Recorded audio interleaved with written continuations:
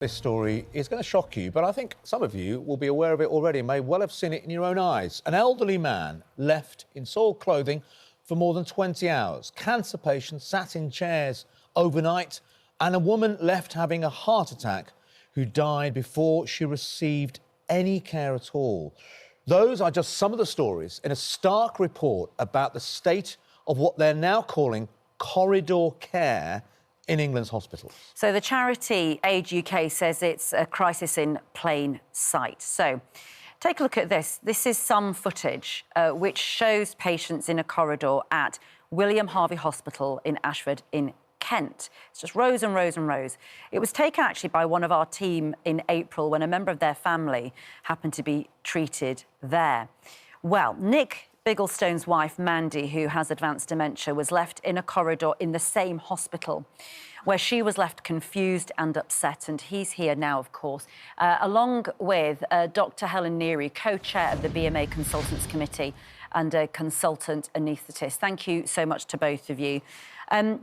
Nick, what happened when you took your wife in? Well, basically, she was in a care home at the time and she'd not been in that particular home for long. It was about 6 to 7 weeks. And I went to visit her with my sister. And when we got there, she was unresponsive and basically comatose. The staff had already called for the GP and 111 and were waiting for replies back from either of them, which hadn't been forthcoming. And we said, no, she needs more urgent care. So you took her to hospital? So, no, well, the staff rang 999 for an ambulance. The ambulance arrived, checked her over, realised that she was quite serious and needed hospital treatment, and she was taken to the William Harvey Hospital by ambulance. And what happened there? Because I suppose the story is what happens inside the hospital is what shocked you. Exactly so, yeah. I was surprised in as much as the William Harvey had recently undergone a revamp and their A&E department had been made bigger. So therefore, when we got there, I was shocked to find her actually in basically the corridor. And being nearest to the doors where the ambulance is discharged, she was probably the last one in, possibly. Was it a packed corridor, or was she on her own then? Oh, no. There was 10 to 12 people. It was... Now, as far as I'm aware, the corridor has been given a name by the hospital. I don't know what it is, I can't remember it. But it's been given a name because it's sort of more or less regular. And there's beds or trolleys each side and a pathway up the middle.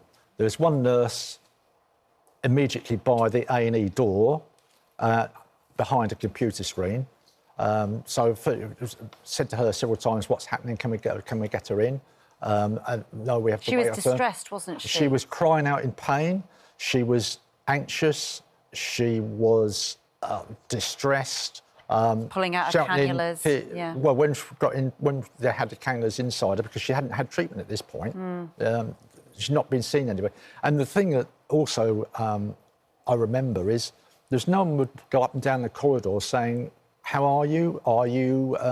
How is your condition now? Are you still the same? Are you deteriorated any further? There was no check process. How long was she there? Well, we'd estimated she must have been there probably about 2 hours. So I think that we were there, we benefited, I think, from her condition. And when I say condition, she was very audible and loud and upsetting the other patients. And I think for that reason, she was... bumped up the queue and we got in quite quickly. But even then we haven't got in. And it's a tip of the iceberg, isn't it? The kind of things that you're describing there. Oh, yes. There are people there for hours and hours and hours. Yeah. East Kent Hospitals, a University NHS Foundation Trust, says we're very sorry for anyone who's waited or been cared for in a corridor. We're continuing to take steps to reduce waiting times and prevent corridor care wherever possible. Let's speak to Dr Helen Neary. This is obviously, you know, just one example, but we have got lots of people getting in touch about their parents, and it seems to be a lot of older people who seem to be being put in these corridors. Why is that? I think the simple answer is there just is not enough capacity in the hospital, and the flow of patients through the hospital is not sufficient to enable patients who are attending emergency departments to be transferred to the appropriate wards to get the proper care that they deserve.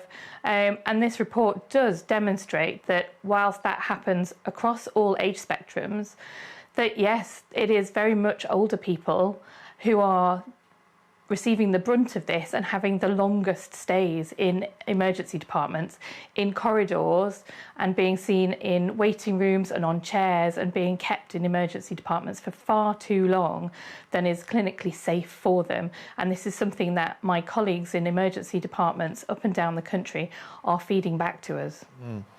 We had a response from the Health Minister, Karen Smith, who called corridor care unacceptable and undignified, and says we're determined to end it, investing £450 million to build same-day urgent and emergency daycare centres and buying 500 new ambulances. The point is, though, people at home have known about this for a long time. As you've said yourself, this is almost normal now in hospitals. A third of respondents, the Royal College of Nursing reported, a third of respondents to the survey said that they would avoid going to hospital altogether. So this has been going on for a while. Why on earth have we allowed this to happen? Why have we not seen this resolved before now? You're quite right. This is something that we have been calling out for quite a considerable time and has been happening for far longer than really needs to be the case. This report just adds to other reports from, for example, the Royal College of Emergency Medicine, the Royal College of Physicians. So there are numerous reports that are coming out highlighting the same problem up and down the country. The government says it's committed to eradicating corridor care. However, they were meant to start publishing the data on corridor care back in the spring, and so far we still have not seen data highlighting exactly the scale of the problem.